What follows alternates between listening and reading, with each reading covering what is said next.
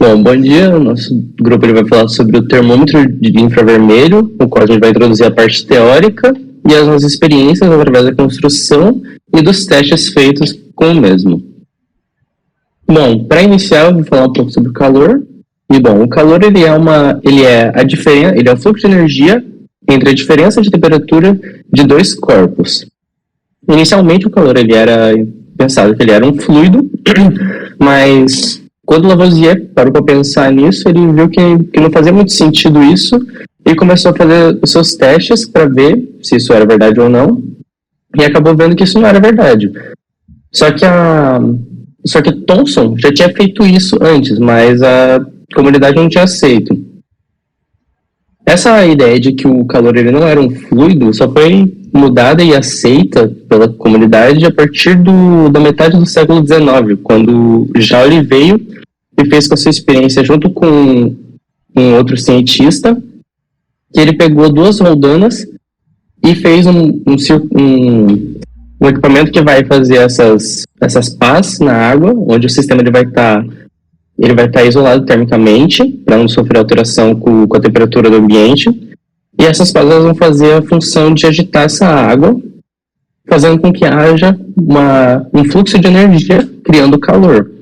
E a partir disso, já ele provou que o calor ele não podia ser um fluido, mas sim um fluxo de energia, o qual não poderia ser uma nova grandeza atribuída pela ciência.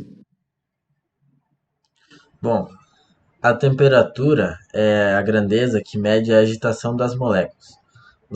As moléculas ou os átomos que têm a maior agitação são os átomos também que têm a maior temperatura. Já os átomos que têm a menor agitação são os átomos que têm a menor temperatura. Pode passar. Essa agitação a gente pode medir usando as escalas de temperatura, as escalas termométricas, né? Por exemplo, a escala de Kelvin começa, o seu zero é definido onde não há agitação sequer. Já a escala de Celsius é definido onde o seu zero é definido onde ocorre a fusão da água e o 100 é definido onde acontece a ebulição da água. Aí ela é graduada, então de 0 a 100. A gente também tem a escala de Fahrenheit, né, que ela tem várias histórias da sua definição, do porquê o Fahrenheit escolheu esses números. Alguns dizem que ele tentou pegar as temperaturas mais frias e mais quentes da Terra para definir o seu ponto de máximo e de mínimo. Outras outras teorias dão outros diversos porquês sobre ele ter escolhido esses números. Porque para a gente não é muito usual, né? A gente faz mais sentido para a gente a escala de Celsius, que a água congela a zero e ebule a 100 graus.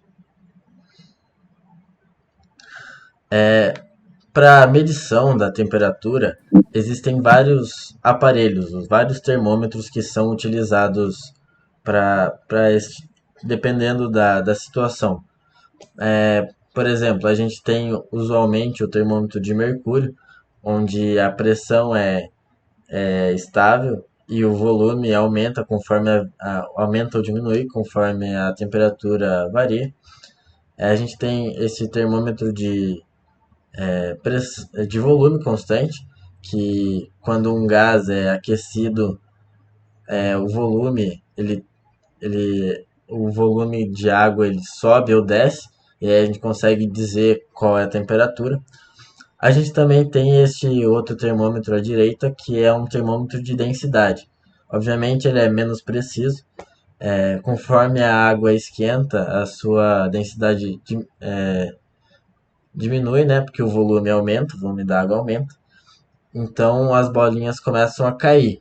Ou se a água esfria, as bolinhas começam a subir novamente.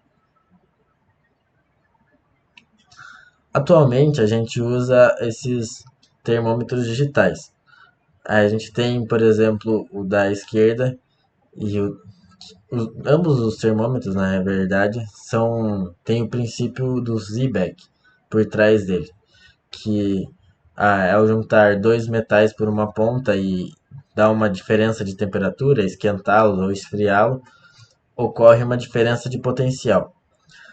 Existem outros termômetros também, por exemplo, para se medir uma fornalha quente, um ferro incandescente, existe um aparelho que tem um filamento e que você esquenta ele e a partir do momento que ele fica da mesma cor do metal incandescente, você consegue comparar os dois e saber qual a temperatura dele, sem, sem colocar nada ou sem utilizar a pressão ou volume.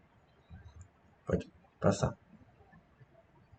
Bom, eu vou falar um pouco sobre o infravermelho, o que ele é e como ele está presente no nosso projeto. Então, o infravermelho ele é uma radiação eletromagnética, né? Que tem uma frequência um pouco menor que a vermelha, ficando assim fora do espectro visível. E essa radiação ela é completamente associada ao calor, porque ela está na parte do espectro de luz mais quente.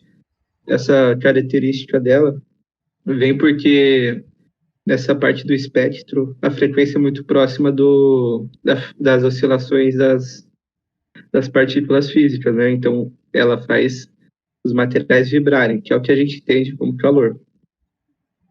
Indo para o nosso projeto, como é que o infravermelho está presente? O nosso termômetro ele vai captar um ponto focalizado, né, um corpo.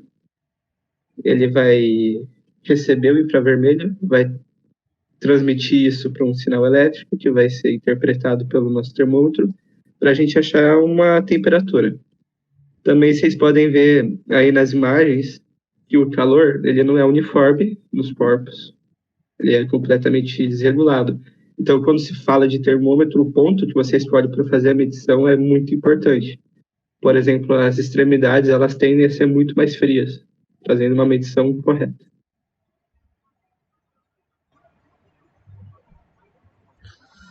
Bom, o nosso termômetro que a gente vai apresentar, ele também tem base no efeito de Seebeck e quando você, que é o efeito termoelétrico, né? Quando você esquenta ele, por exemplo, dois metais diferentes ligados por uma ponta, na outra ponta eles causam uma diferença de potencial e essa diferença de potencial pode ser medida e a gente consegue pegar, utilizar essa fonte de calor através do infravermelho.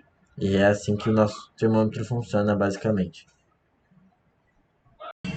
Na construção do termômetro IR foi utilizado um Arduino Nano para o processamento dos dados, um sensor MLX 90614 para medição da temperatura, um módulo laser KY008 como pointer visual e uma tela LCD 16:2 para visualização dos dados em tempo real. Na programação, foi empregada a ideia do Arduino, com a biblioteca do Adafruit. A biblioteca do Adafruit, além de facilitar na programação, ela ainda possibilita a mudança de emissividade do sensor. Essa mudança de emissividade torna a medida do sensor muito mais precisa, devido a alguns materiais não possuírem emissividade próxima de 1, que é o padrão de fábrica do sensor, como o exemplo da pele humana, que é de aproximadamente 0,98. O sensor MLX possui alta precisão, tendo um desvio de apenas mais ou menos 0,5 graus Celsius, podendo medir temperaturas ambientes na faixa de menos 40 a 125 graus Celsius e temperatura de corpos de menos 70 a 380 graus Celsius. No funcionamento adequado, a distância recomendada é de aproximadamente 10 centímetros, podendo ter exceções, como fornalhas, que são objetos grandes e podem ser medidos a distâncias maiores. Isso se deve pelo ângulo de captação do sensor. Para a questão dos resultados foi utilizado um sensor DS18B20. Esse sensor mede a temperatura por contato e possui uma faixa de medição de menos 55 graus a 125 graus Celsius, com um desvio de mais ou menos 0,5 graus Celsius. Este sensor será usado para